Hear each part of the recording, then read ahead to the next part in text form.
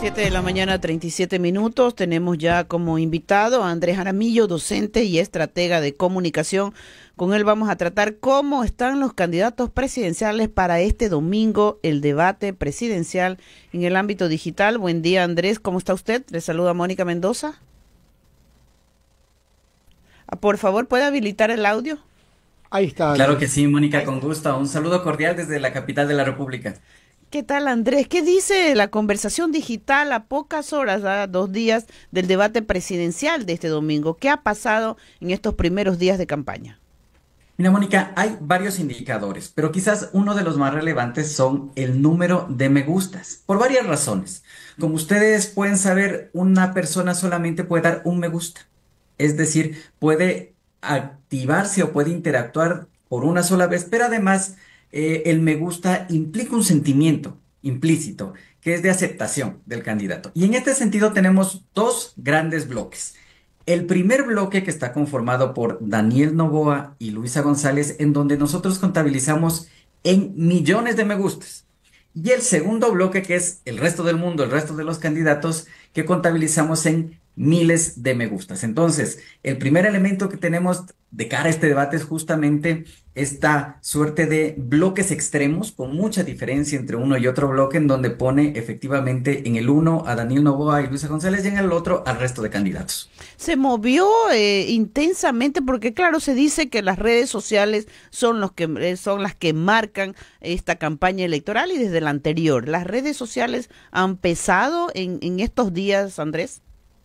Cada vez son más un mayor determinante, sobre todo porque han influido varias circunstancias que han hecho particular a esta elección, querida Mónica. El primero tiene que ver con este ambiente de inseguridad.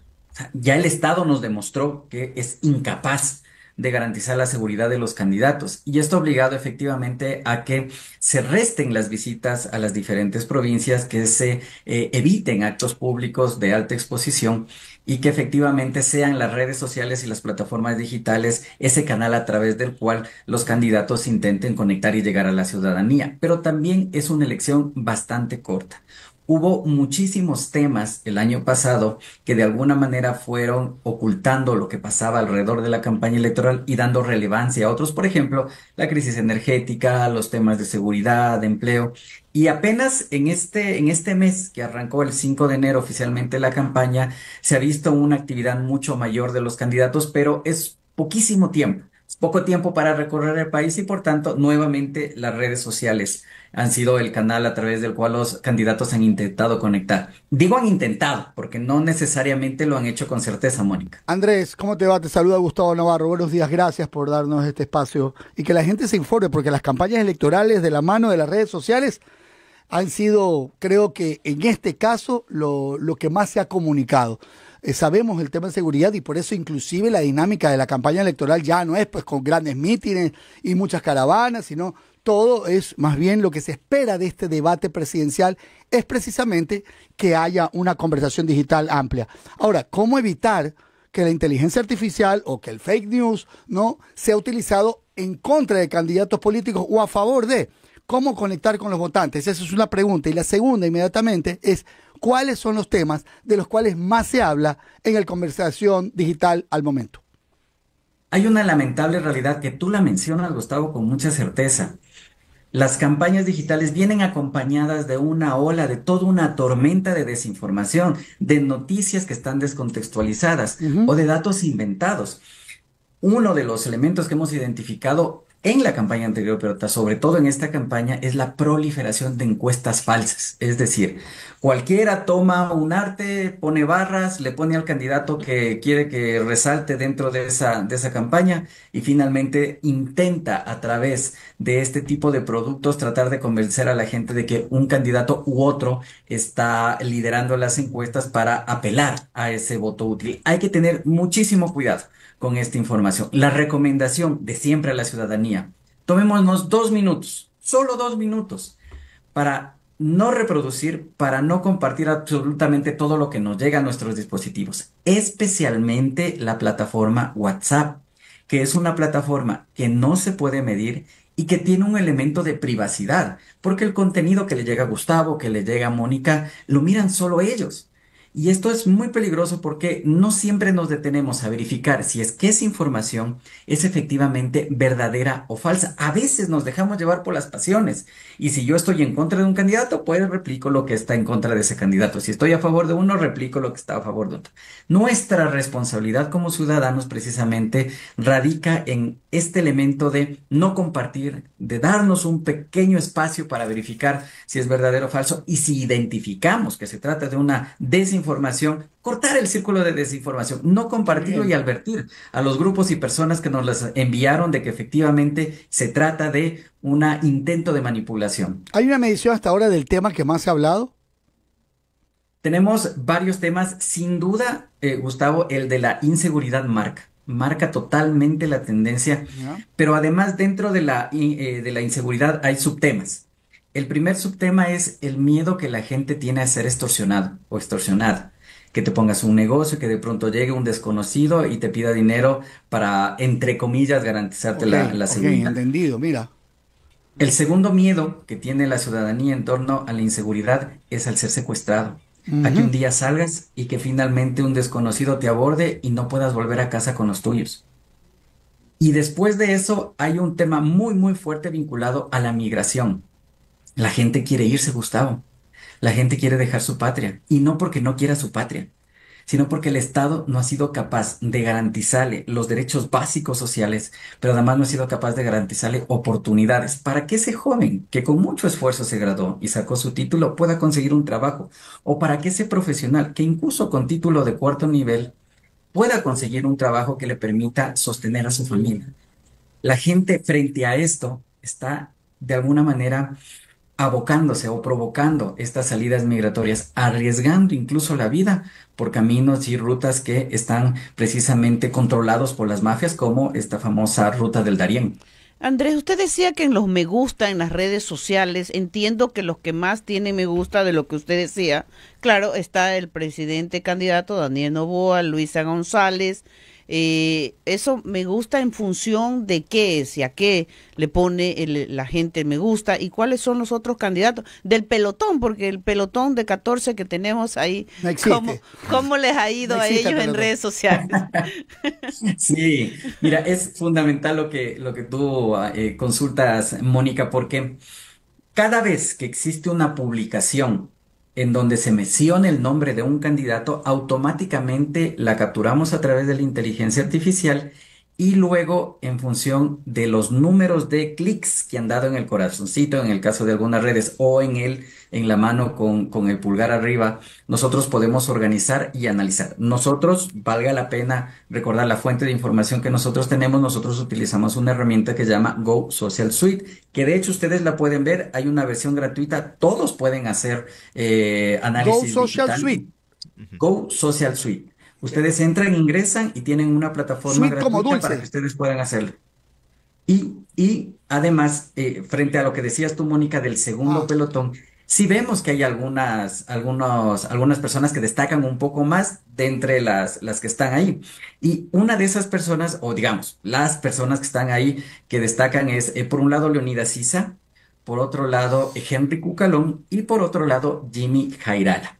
Esas tres personas de alguna manera son del segundo pelotón, quienes tienen por sobre los 15,000 me gustas en un tiempo determinado que hicimos el análisis. Ojo, esto es desde el 5 de enero hasta el 10 del mismo mes. ok, Andrés, es suite como SUITE, así, Go Social Suite. Ok, Exactamente, muchas gracias. exactamente. Ahora, mencionabas el peligro del WhatsApp, pero ¿sigue siendo TikTok la que esté a la vanguardia de las plataformas? ¿Cuál es la plataforma que el algoritmo beneficia a los políticos? La Ajá. influyente. ¿Cuál es la que manda a nivel de comunicación política y en este caso de la comunicación digital? Mira, ahí hay una suerte de ironía digital, porque TikTok tiene ahora mismo 14 millones de usuarios. Es la red En el más Ecuador. relevante Ajá, del Ecuador, ya. exactamente, es la más relevante del Ecuador, pero TikTok al mismo tiempo no permite hacer pauta ni patrocinio de contenidos políticos.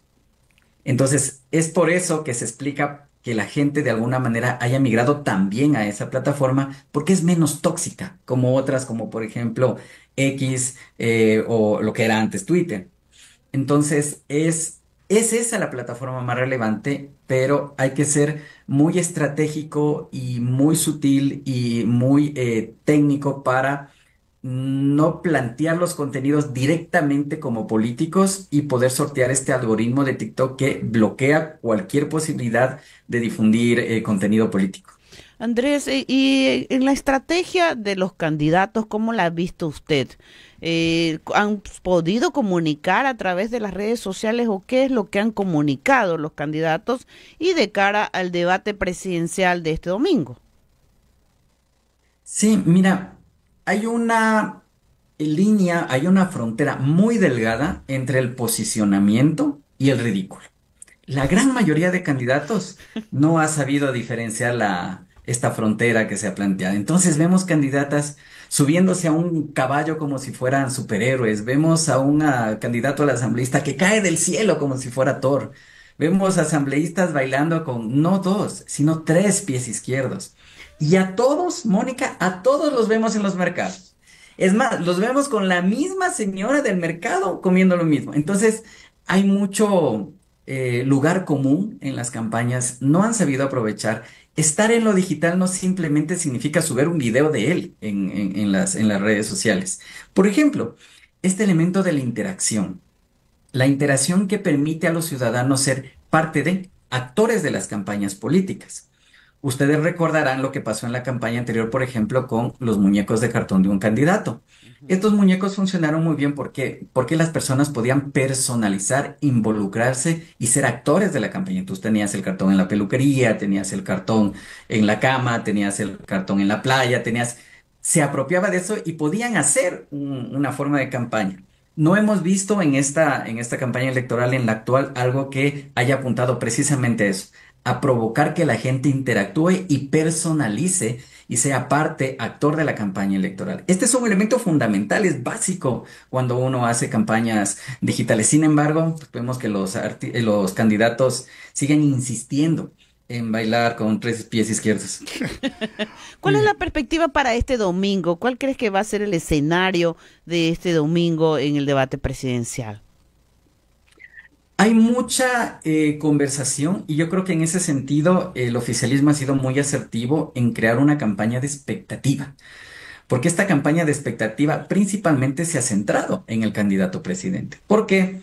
Por esta idea de que asiste, no asiste, se va a ir a la posesión del presidente de Estados Unidos, no se va a ir a la posesión del presidente de Estados Unidos. Entonces yo creo que han sido muy hábiles al crear esta expectativa y que básicamente en esta semana se hable de eso y no de otro candidato. Ujú. Y de alguna manera esto va a marcar una línea, si se presenta o no el presidente de la República. Ahora, sí, también lo que se ve es que hay una polarización muy marcada que se ve reflejada en la esfera digital y que muy probablemente la vamos a ver también en el debate. Es decir, van a llegar a confrontar. Principalmente las fuerzas políticas que por ahora tienen mayor percepción o interés de la ciudadanía. Entonces vemos que no va a ser un espacio de mucho debate de ideas, de mucha confrontación de ideas, sino más bien de ataques. Y un tercer elemento que vemos que nosotros puede marcar es que en estricto sentido el debate no va a ser tal, y no por culpa del CNE o por culpa de los candidatos. Tenemos 16 personas que van a lidiar con respuestas que van a ir de 40 segundos, de poco más de un minuto, y es imposible profundizar. Y fíjate que ahí, Mónica, las redes sociales o los canales digitales podrían ser un aliado fundamental de los candidatos. Si bien es cierto, pueden plantear una propuesta en la televisión o por donde vayan a ver el debate, la gente podría ampliar esa propuesta en soportes digitales que ellos previamente puedan tener Ujú. para hacerlo. Mírate que ahí podría ser un gran aliado. Listo, ha sido Andrés Jaramillo, docente y estratega de comunicación que nos ha acompañado esta mañana. Muchas gracias. Gracias No, a ustedes, Andrés. siempre un gusto, Gustavo y Mónica. No se olviden de entrar a la plataforma porque así ustedes nos van a ayudar a fomentar una cultura de datos en la política, porque acuérdate, Gustavo, que sin datos no hay democracia. Pero es que así es, Andrés, y esperamos poder conversar contigo, porque alguna cosa es el análisis político que vamos a tener a nuestros panelistas aquí, pero sin duda el efecto postdebate de la comunicación digital será inmediato. ¿Cuándo crees tú que puedas tener indicadores o cifras para poder conversarlos? El día de las elecciones, porque nosotros hacemos el monitoreo en vivo, en Digo tiempo no, real. después el Antes. postdebate, digo el efecto postdebate en la comunicación digital. Mira, nosotros al siguiente día tendremos un primer pantallazo y luego con el transcurso de los días podremos ir comparando. Por ejemplo, este primer análisis que yo les comentaba de me gustas, de usuarios que se hizo en 10 días, lo técnico para poder que sea comparable tendría que ser 10 días después del debate. Y ahí sabremos Ok, exactamente, técnicamente, cuánto movió el tablero. 19 de enero nos volvemos a ver entonces. Con mucho gusto. No, sería, perdón, hablo tonterías. El 10. El 10, sí, exactamente, el 10 de febrero. 10 de febrero. Y también podíamos hacerlo para el No, 9, pues. ¿no? Estaba confundido. No, pues no podemos hacerlo 10 días después del debate. Ya nos toca las elecciones. Bueno, vamos a ir a conversar antes de eso. Ahí se lo gusta. Ya se me volvió, ya me di vuelta todo. Gracias, Andrés. Gracias, Andrés. Muchas gracias. Un buen resto de día.